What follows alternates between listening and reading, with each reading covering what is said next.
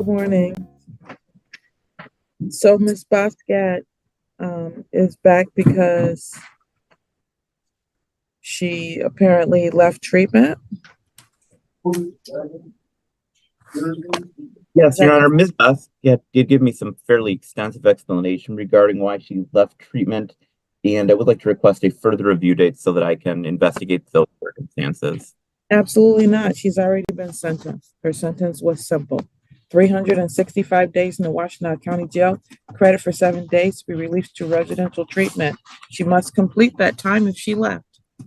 Yes, Your Honor. I'm not sure what there is to discuss. So she's already been sentenced. She's to continue her sentence. Yes, Your Honor. Ron, can I just clarify, because her sentence was with a potential release to treatment, and obviously that didn't work out, does her sentence still include the potential for that, given the circumstances? No, she's already been released to treatment. She apparently does not want to do that. So, no. Okay. Do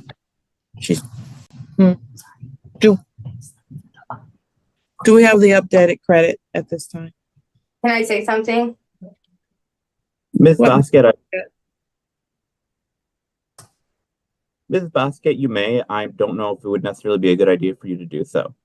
I mean, unless she's going to say something that gets her in contempt, she can't hurt herself. What do you want to say, Ms. Boscat? Okay, when I was in residential, I went to residential, and what happened was there was another residence there touching me, and when I told staff, that staff had relationships with that resident. So nothing was came about the staff lady that was working. She wouldn't put me on Zoom to get my medication, my psych meds or anything, because she had a thing against me because they had something going on. So I had to wait until my agent showed up. And when my agent showed up, I was not on my meds, and she took me out of the facility, put me straight into transitional housing, which I wasn't on my meds. I was only in there a week. So I didn't get the therapy and stuff that I needed before I went straight into transitional. I went into transitional without my medication, and my rights were, violated. And then when I went, they put me in transitional. First time in transitional, I don't have a phone. I never rode a bus line or anything. And you have to do everything on your own. And I just didn't know how to do that. So I was late coming to the house. After the bus ran, I was late coming home. I didn't leave just to leave. Well, if you're late, you get kicked out. That's what happened. I didn't relapse. I've been I'm on my Suboxone now, and I'm on my meds. I didn't just leave to leave. I'm in a custody battle with my child, and I'm really trying. Like, I was just coming home because I didn't know. You got to do. I've never done that. Ms. Boscat, that is enough. Mr. Lebo, which program was she in? Your Honor, I think I need to confirm this, Ms. Boscat. Ms. Boscat, which facility were you in? I was in Home and New Vision, and my agent, she knows more about I was only in there a week, and I didn't get, I felt like I was just pushed out to the wolves. I never had to live, I never had stability in my life, and I was supposed to get that before I went to transitional, and I never got that. I never got stable enough to go to transitional because I'm bipolar and stuff, and I wasn't on my meds. Everywhere I looked to get help, I wasn't getting it until my agent showed up. And she was in tears about what was going on. And she knows more about this than I do. Ms. Boscat, who is your agent? Miss Howard. She's been my agent for a long time. From where? MDOC, from the prison. She's been my agent for a long time. And she can explain this better than I can.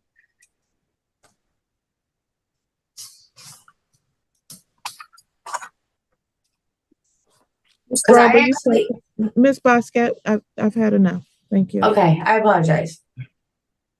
Ms. Straub, are you present?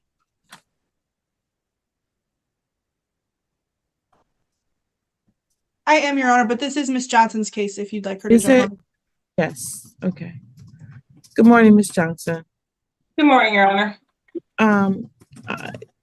Ms. Boscat has a very elaborate story about what happened from the home in New Vision. Obviously, if you've been listening to this, she was apparently only there a week before they put her in transitional housing is what she's claiming.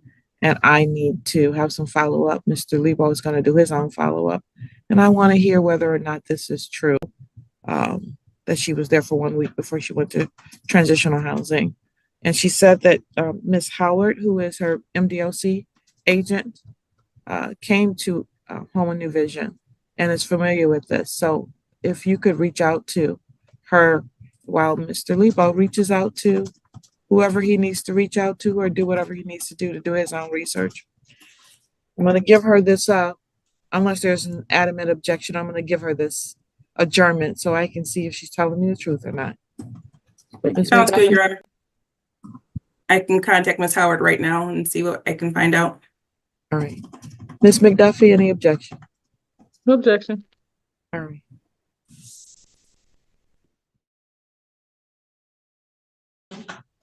We're here for sentencing today. Have you had an opportunity to review the pre-sentence investigation report with your client? Yes, Your Honor. Oh. We did, Your Honor. Thank you. Any corrections, additions, or deletions to be made to it? No, absolutely not, Your Honor. We are, we really appreciate the recommendation from probation and we're in full agreement with it. The only thing I guess I would note is I'm not familiar with this program, but I'm also pretty new to Washtenaw County, but Mr. Ellis said he has been attending King of Kings meetings, and that's substance abuse targeted, right? Yes. Is that a church you said? Yeah. So I don't know, he said he's gotten to know a group of people there and he really enjoys going there. So I don't know if there's any way we could, you said that's 2 times a week. So if we could substitute that for the AA meetings, or if you could do that in combination, maybe. I think what it is, and I'm not positive, but some of the AA meetings name themselves special programming names, and that just might be the sessions that he attends, because they have different names for the various sessions that they go to. So it's probably an AA or NA program anyway, Yeah. but just name that. Oh, okay. Okay. Yes, okay. All right. Anything from you, Ms. McDuffie, on this? Yes, Your Honor. The recommendation itself, in terms of the term of probation, everything is fine. I echo the concerns of probation that he is not going to be, or is unlikely to be successful based on what we've seen so far. Even beyond what's in the report, Mr. Ellis was here. We had an extended hearing where he had previously missed 17 tests. And at that time, he did not seem to be particularly coherent. And I think his attorney, who was Mr. Lebo at that time, explained that he was not expecting him to test positive for anything except for THC. The court ordered him to go test within 24 hours. He said that he didn't have any money, but the court reiterated he needed to test within 24 hours. I saw after that point that Mr. Ellis reported to test at community corrections with no money, and therefore he was not able to test obviously at that time, and a bench warrant issued. The problem with that is that his attempt to report was on a Friday, after I think possibly a Thursday docket. I don't have the exact dates in front of me. When he was arraigned though in custody, that was a Wednesday, and he seemed like he was even more disoriented. He was in medical whites on detox observation by the jail almost like several days later. That was on the 24th that he was arraigned in custody. And I'm not aware of anybody ever being placed on detox status at the jail and medical observation for THC. So I don't know what was going on with him at the time. But given the underlying case here is about substance use, I appreciate that he was, I guess, honest with the assessor about the substances he has used. But the report also states that he has been clean from all substances aside from prescribed medications for 4 to 5 months. I don't know what the date of that assessment was. To create a scenario where that could possibly be true. So I'm concerned about Mr. Ellis's insight. I'm concerned about what is starting to look like a perpetual state of confusion about pretty much everything. And I don't know about the status of his prescriptions. I know that he was taken off the docket last week or recently because of some additional violations with community corrections. There's a violation, I think, as well, too. So I'm just generally concerned about Mr. Ellis and what it's going to take to get him to comprehend where he is, what he needs to do, so that he can adequately address his problems. Response. Your Honor, Mr. Ellis has been, I think there's several issues, but I think his mental health has really been poor. I think it is improving. He is working with community mental health. His mom here is a big support to him, Pamela Brown. She did bring me here. She does have full guardianship of Mr. Ellis. So he is on several medications, all prescribed by community mental health. He did tell me that he provided that pictures at the time of doing his sentencing, his probation intake. I did ask if he could send those again. As far as substance abuse, Mr. Ellis does say, except for marijuana, he has been clean lately. He said he'd be willing to submit a test today directly after this. But I do think he's open. I think he himself said he is worried about probation, just being able to accomplish everything, having slip ups. Maybe I don't think he's free from substances in that way. So I don't think he would say that either. I think he's very worried about his, his using substances and going forward. So he is open to treatment. He wants to do the Dawn Farms assessment. I let him know going forward in probation, he absolutely has to test. I know there are some concerns. His mom is his caretaker. She just expressed to me before we came in here, worrying about being able to make the payments for the testing. I think she has limited income and does pay for everything at the moment, but I told her we can work together. Maybe I can refer them to our social work division, but they're going to have to be able to meet those requirements for testing. And he knows going forward that what will happen if he doesn't meet the requirements of his probation will be severe. So, but he feels pretty confident that he can't do it going forward. And I think his mental health is in a much better place. He's doing what he needs to on that. So I think he's in a different place today than he has been in recent months. What would you like to say, sir? Obviously, I'm very concerned about this. You didn't test as you were ordered, and you haven't been testing. And I know you can say you've been clean, but I have no way of knowing that. If you have been testing, we would know that. There's currently a bench warrant outstanding for you right now for failing to test, just like the prosecutor said. What would you like to say? Nothing really, Your Honor, but I was a little bit confused on when they transferred me from Judge Simpson to this court. But I agree with all the terms, and I will continue testing. And it was more about what I actually needed to do, and this is gonna give me a little bit more closure on what I need to do to finish probation. But I agree with the probation, everything you guys say. So probation is designed to try to get you the help that you need so you don't end up in this situation again in the middle of the store, argue with someone over a bottle of beer. That's what we're trying to do. But our trying only comes from giving you directions and orders that you have to follow. If you follow them, then you can become a better human being and have a better life. You don't follow them, then you end up in custody, you end up in jail because we think you are a nuisance to society. That's not who you want to be. So you're either going to comply or you're going to sit in jail because we're worried that you are going to be a danger to the world. Yeah. You've got a lot that you've gotten yourself into. Sounds like you have some challenges that you've been self-medicating in various ways.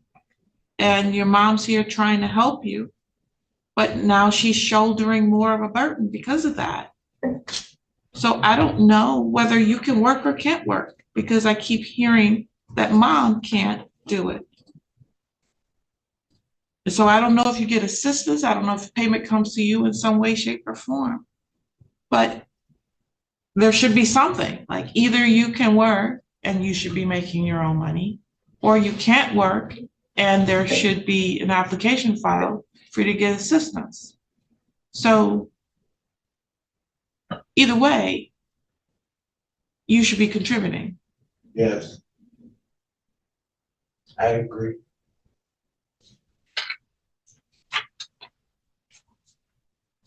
Today, I gotta figure out whether I think it's good to take this bench warrant off and send it to you as has been recommended, or whether I should just send you over to the jail right now and start this process. What do you think you can do? I think I can finish probation definitely. Yeah, I got opposed to months ago, I got more supporters, that got my back. And I quit hanging around like the crowd that I used to hang around. And I figure that's working a lot better. And my kids are in my corner, and I'm at the house with the kids. And yeah, they're very supportive too. I don't normally do this, but Mom is here and she raised her hand. What would you like to say, ma'am? Please step up to we'll get a microphone for you, okay? Good morning, Your Honor. Good morning. My son is not a bird. He's my son. And I'm going to stick with him through thick and thin. He has support. And he's not a burden financially. What it is a Social Security he's denying. So it's an appeal. So he can have his financial help. What I said to the attorney was that it was hard to get the $12 because I usually DoorDash and make sure, things he can pay for the things. And it's not, I don't believe he missed 17 because I know I've been taking him to drop. But the day that when he got out of jail and I was there, they said to make sure that he had to do it, but the funds wasn't there. I didn't have it. But we were waiting on Social Security. He has dreams. He has what? Dreams. He wants to buy a trailer, and be self-sufficient and things like that. And Jordan with community service really helps along with the other people that he has services with. So right now, I think he's on the right track. I believe he is because I'm always there when he goes to his appointments and stuff like that. So I'm solely supporting him. And no, he's not a burden. All right, ma'am, this is the report that I get from Community Corrections. Oh, that okay. shows whether he has been testing or not. And he has missed 17 times. Okay. Okay. So I'm gonna be very clear with you and with him as his guardian. If he misses again, I'm gonna put him in jail. Okay. So he's got a test. Okay. I appreciate everything you said here. We like to take care of our children, but where he shows up in the world is when he comes before me, and then I gotta figure out what we can do about that, or Ms. McDuffie can do about that. Ms. McDuffie, do you have something else you wanted to say? I appreciate and I thank Mr. Ellis's mom for being here in support of him and supporting him. I don't think that the court referred to him being a burden as the court didn't refer to him being a burden, right? It's the burden of everything that he has to do, causing additional stress, I think, on everyone else. And I thank her for transporting him to testing and helping out in that way. But I think the issue is that she probably is always there when he goes to his appointments. The problem is when he doesn't. And I don't know to what extent she knows when he calls in and is told today is your day to report to test, or how often she knows when he is expected to report versus him coming to her and relaying that and saying, I need a ride to go test today. It's not her responsibility, right? It's his. But I just wanted to make sure that she understood, and the court already gave her the report, how that process works. And she may not be aware of the full extent of his requirements in that way. That's all. So I'm gonna follow a recommendation. It's a sentence of this court that you serve 365 days in the Washtenaw County Jail. You're gonna get credit for 5 days that are served. The balance of that time, 360 days, it's gonna be suspended. What that means is if you do what you're supposed to do, you don't have to go back to jail. You mess up and you're looking at 360 days. Do you understand? Yes, Your Honor. You have 7 days for a total of 56 hours. I'm gonna change that. You have, You have 3 days for a total of 24 hours of community service, 18 months of probation, fines and court costs in this particular case. I'm trying to make this something that you can do, given your limitations. So I don't want to set you up for failure. But when you don't do it, I will put you in jail. Do you understand, sir? Yes, sir. So do it, Okay. okay? Fines and court costs in this case for a total of $275. $30 per month in probation oversight fee. Complete an assessment at Don Firm and follow all the recommendations. Sign a release of information for your probation officer and schedule an assessment within 48 hours of this sentencing. You must attend the MAD Victim Impact Panel within 45, well, I don't think we don't need that.